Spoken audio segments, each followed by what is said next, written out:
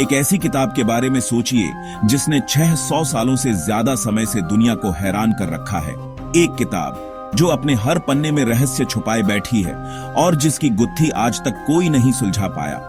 एक ऐसी मैन्युस्क्रिप्ट जो ऐसी भाषा में लिखी गई है जिसे कोई पढ़ नहीं सकता, जिसमें ऐसे पौधों और अनजान सितारों की तस्वीरें हैं जो नामुमकिन लगते हैं। इसके चित्र और अक्षर दोनों ही किसी दूसरी दुनिया के लगते हैं, जैसे किसी गुप्त संदेश को छुपा रहे हों। यही है वॉयनिच मैन्युस्क्रिप्ट, एक पहेली जिसने कई साम्राज्यों को पीछे छोड़ दिया है, एक ऐसा ताला जिसकी कोई चाबी नहीं।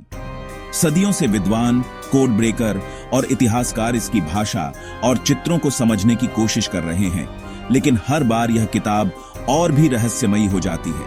हमारी सारी तरक्की के बावजूद चांद पर पहुंचना, डीएनए को समझना, आर्टिफिशियल इंटेलिजेंस, हमने असंभव को मुमकिन किया है, लेकिन इस किताब का रहस्य आज भी वैसा ही है। यह छोटी सी किताब अनसुलझी है। इसकी स्याही, इसकी जिल्द, सब कुछ वैज्ञानिकों ने परखा, लेकिन जवाब नहीं मिला।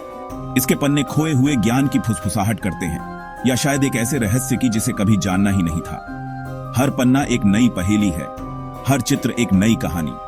इसे समझने की हर कोशिश रहस्य को और गहरा करती है। जितना हम जानने की कोशिश करते हैं, उतना ही यह किताब हमें उलझा देती है। यह मैन्युस्क्रिप्ट एक खामोश चुनौती है, एक याद दिलाती है कि इतिहास के कुछ दरवाजे बंद ही रहते हैं। शायद कुछ सवालों के जवाब मिलना जरूरी नहीं होता। यह इंसान की जिज्ञासा का सबूत है और हमारी समझ की विनम्र सीमाओं का भी। यह हमें याद दिलाती है कि ज्ञान की खोज कभी पूरी नहीं होती। शायद कुछ रहस्य बने रहने के लिए ही होते हैं, जो हमारी कल्पना और ज्ञान की खोज को बढ़ावा देते हैं। वॉयनिच मैन्युस्क्रिप्ट हमें सिखाती है कि हर उत्तर जरूरी नहीं, कभी कभी सवाल ही सबसे बड़ा रोमांच होते हैं। 1912 में दुर्लभ किताबों के डीलर विल्फ्रेड वॉयनिच को रोम के पास एक प्राचीन जेसुइट विला में एक रहस्यमयी मैन्युस्क्रिप्ट मिली। यह विला सदियों से गुप्त ज्ञान और ऐतिहासिक दस्तावेजों का खजाना माना जाता था, और वॉयनिच वहां छुपे खजानों की तलाश में पहुंचे थे। धूल भरी पुरानी किताबों के बीच उनकी नजर एक छोटी अजीब किताब पर पड़ी, जिसके पन्ने किसी अनजानी लिपि और अजीबोगरीब रहस्यमयी चित्रों से भरे थे। यह किताब बाकी सबसे अलग थी, मानो किसी दूसरी दुनिया से आई हो। इसमें ऐसे पौधों की तस्वीरें थीं जो न तो किसी झांत विज्ञान में दर्ज हैं, न ही धरती पर देखे गए। इसमें ऐसे तारों और ग्रहों के नक्शे थे जो खगोल विज्ञान की समझ को चुनौती देते हैं, जैसे किसी और ब्रह्मांड की कल्पना हो। और पन्नों में रहस्यमयी स्नान करती महिलाएं, जिनकी मुद्राएं और परिवेश किसी गूढ़ कथा की ओर इशारा करते हैं। वॉयनिच इस खोज से इतने मोहित हो गए कि उन्होंने मैन्युस्क्रिप्ट तुरंत खरीद ली। इसके बाद उन्होंने अपनी पूरी जिंदगी इसके रहस्यों को सुलझाने में लगा दी, लेकिन हर जवाब के साथ नए सवाल सामने आते गए। वॉयनिच को विश्वास था कि यह मैन्युस्क्रिप्ट महान वैज्ञानिक रॉजर बेकन की हो सकती है, जिसने अपने समय के वर्जित ज्ञान को कोड में छुपा दिया था। उन्होंने इसकी प्रतियां दुनिया भर के विशेषज्ञों और विद्वानों को भेजी, लेकिन हर कोई इसकी भाषा और चित्रों को समझने में असमर्थ रहा। यह पहेली और गहरी होती गई। यह किताब वॉयनिच की सबसे बड़ी विरासत बन गई, जवाबों के लिए नहीं, बल्कि उन अनगिनत सवालों के लिए जो इसने जन्म दिए। आज भी यह मैन्युस्क्रिप्ट रहस्य और जिज्ञासा का प्रतीक है। वॉयनिच की खोज के साथ सदियों से खामोश पड़ी इस मैन्युस्क्रिप्ट की चुप्पी टूटी और एक नया आधुनिक रहस्य शुरू हुआ, जिसका जवाब आज भी दुनिया ढूंढ रही है। दशकों तक वॉयनिच मैन्युस्क्रिप्ट की उम्र सिर्फ अंदाजा थी। कुछ ने 13वीं सदी का अनुमान लगाया, दूसरों ने 15वीं का, लेकिन कोई निश्चित नहीं था। 2009 में वैज्ञानिकों ने इसके चर्म पत्र पर रेडियो कार्बन डेटिंग का इस्तेमाल किया। नतीजा, यह किताब 1404 और 1438 के बीच बनी थी। इससे रॉजर बेकन का सिद्धांत खारिज हो गया और मैन्युस्क्रिप्ट एक असली मध्यकालीन कलाकृति के रूप में पुष्ट हुई। यह पुनर्जागरण, ज्ञानोदय और औद्योगिक क्रांति से बचकर हम तक पहुंची। अब हमें पता है कि यह कब बनी थी, लेकिन किसने लिखी या क्यों, यह नहीं।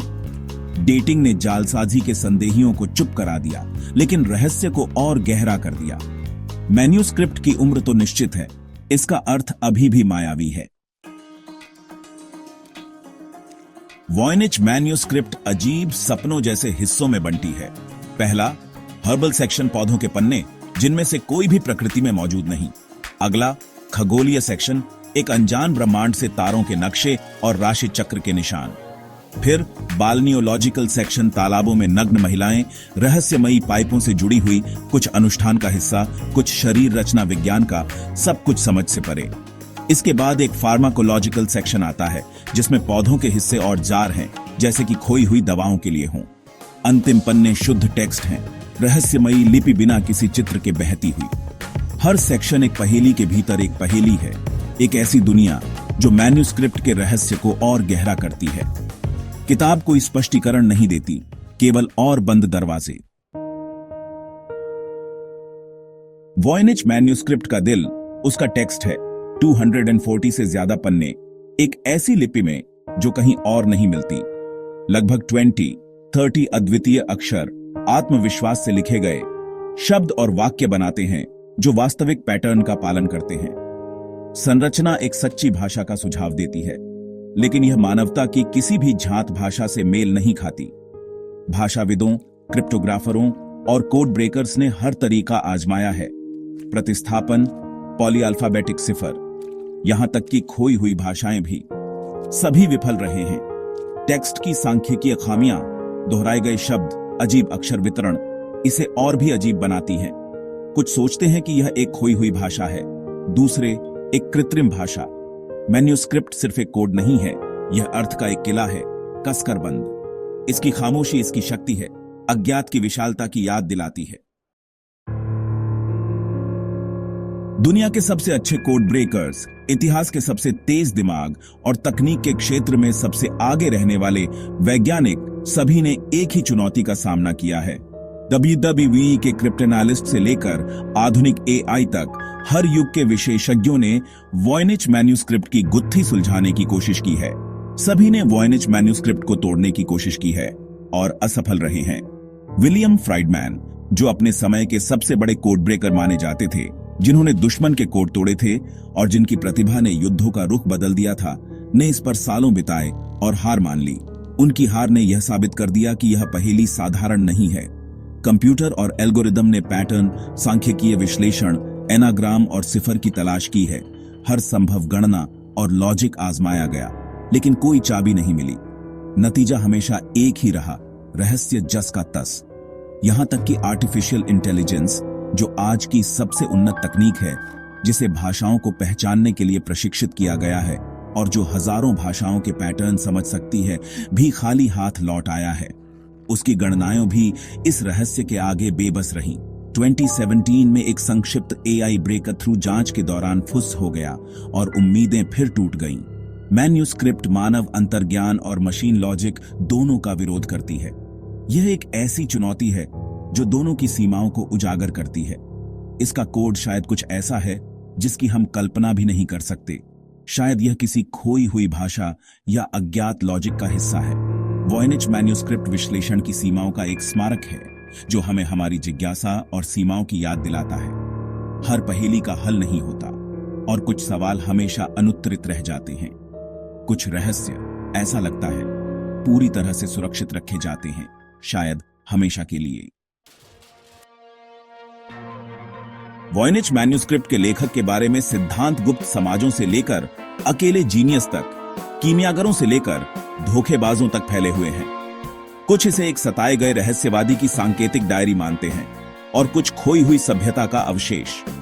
कुछ तो इसके एलियन पौधों और सितारों से प्रेरित होकर एक्स्ट्रा टेरेस्ट्रियल ऑरिजिन्स का भी सुझाव देते हैं। धोखे का सिद्धांत बना हुआ है, लेकिन मैन्युस्क्रिप्ट की जटिलता इसके खिलाफ तर्क देती है। बिना किसी अर्थ के इतना विशाल, सुसंगत पाठ क्यों बनाया जाए? हर सिद्धांत जितने जवाब देता है, उससे ज्यादा सवाल खड़े करता है। सच्चाई छिपी हुई है, शायद हमेशा के लिए। वॉयनिच मैन्युस्क्रिप्ट एक आईना है, जो भी रहस्य हम खोजते हैं उसे दर्शाता है। अंत में वॉयनिच मैन्युस्क्रिप्ट एक सुंदर, अनसुलझी पहेली है। यह एक टाइम कैप्सूल है जिसे सील रखने के लिए डिजाइन किया गया है। सदियों की मानव जिज्ञासा का एक खामोश गवाह। शायद यह सुलझाने वाली पहेली नहीं, बल्कि अनुभव करने वाली कलाकृति है। आश्चर्य और विनम्रता की याद दिलाती है।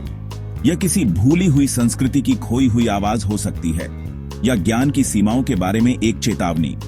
तुरंत जवाबों के युग में यह खामोश अवहेलना में खड़ी है। इसका संदेश शायद खुद रहस्य ही है, कि कुछ चीजें अज्ञात रहने के लिए ही बनी हैं। क्या हम इसे कभी समझ पाएंगे? शायद, या शायद यह हमें सदियों तक सताता रहेगा। तब तक यह प्रेरित करती है, चुनौती देती है और हमें याद दिलाती है कि अतीत में अभी भी राज छिपे हैं।